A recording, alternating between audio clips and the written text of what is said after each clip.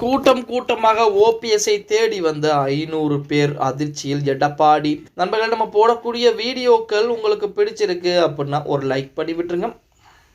அதிமுகவை பொறுத்த வரைக்கும் 2026 வரைக்குமே ஒருங்கிணைப்பாளராக ஓபிஎஸ் அவர்கள் தான் இருந்து கொண்டிருக்கிறார். ஆனால் ஒருங்கிணைப்பாளர் பதவிகள் எதுவும் அதிமுகவிலே கிடையாது, காலாவதி செய்யப்பட்டு விட்டது அப்படின்னு சொல்லி அந்த பதவிகளுக்கு முற்றுப்புள்ளி வைத்து விட்டுதான் எடப்பாடி பழனிசாமி இடைக்கால பொதுச்செயலராக தேர்ந்தெடுக்கப்பட்டு தற்போது பொதுச்செயலராக மாற்றம் செய்யப்பட்டிருக்கிறார். அவர் இடைக்கால பொதுச்செயலராக தேர்ந்தெடுக்கப்படுவதற்காண்டி தான் நமது ஓபிஎஸ் அதிமுகவிலிருந்து வெளியேற்றப்பட்டார். அதாவது ஓபிஎஸ்ஐ பொறுத்த வரைக்கும் நிரந்தரமான பொதுச்செயலர் யார் அப்படின்னா ஜெயலலிதா அம்மையார் மட்டும்தான். அவர்களுக்கு அந்த பதவியை ஒதுக்கி வைத்திருந்தார். ஆனால் எடப்பாடி பழனிசாமி ஓபிஎஸ் இருந்தால் பொதுச்செயலாளர் பதவியிடம் அமர முடியாது அப்படின்னு நினைத்ததால்தான் தற்போது ஓபிஎஸ் அதிமுகவிலிருந்து ஓரம் கட்டப்பட்டு அனைத்து விதமான பொறுப்புகளிலிருந்தும் விடுவிக்கப்பட்டிருக்கிறார்.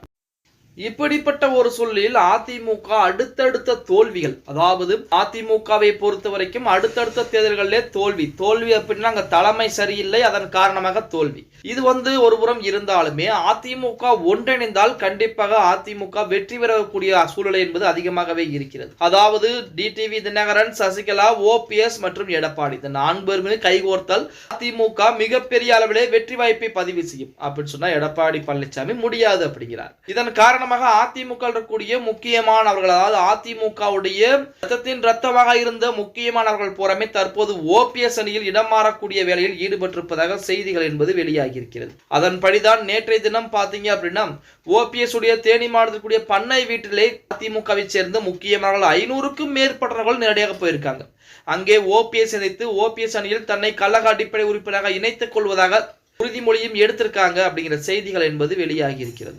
அதாவது ஒரு கட்சியிலிருந்து ஒரு 500 நபர் போகிறார் என்றால் அவரை பார்த்து 5000 பேர் போவாங்க. அதே நிலைமைதான் தற்போது எடப்பாடி பழனிசாமிக்கும் இருந்து கொண்டிருக்கிறது.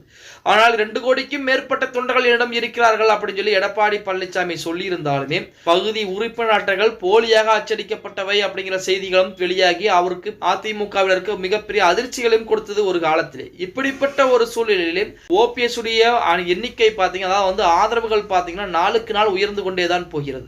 எடப்பாடி பழனிசாமியுடைய ஆதரவுகள் நாளுக்கு நாள் குறைந்து கொண்டே போகிறது. இப்படியே சென்றால் 2026 சட்டமன்ற தேர்தலில் அதிமுக ஒன்றிணைந்து விடும். அப்படி ஒன்றிணையாமல் அதிமுக போட்டியிட்டு தோல்வியை மட்டும் தழுவிவிட்டால் அத்துடன் எடப்பாடி பழனிசாமியுடைய அரசியல் வாழ்க்கைக்கு ஒரு முற்றுப்புள்ளியாக அமையக்கூடும் அப்படின்னு சொன்னா அதுக்கு மாற்று கருத்துக்கள் எதுவும் சொல்ல முடியாது. பொறுத்து பார்க்கலாம். அதிமுக ஒன்றிணைய வேண்டும் அப்படின்னு நினைச்சீங்க அப்படின்னா அந்த வீடியோவுக்கு மறக்காம ஒரு லைக் பண்ணி விட்டுருங்க. ஓகே गाइस, வீடியோ பிடிச்சிருந்தா மறக்காம லைக் பண்ணி விட்டுருங்க. அப்படி இந்த வீடியோ ஃப்ரெண்ட்ஸ் அண்ட் ஃபேமிலிக்கும் ஒரு ஷேர் பண்ண மறந்துடாதீங்க.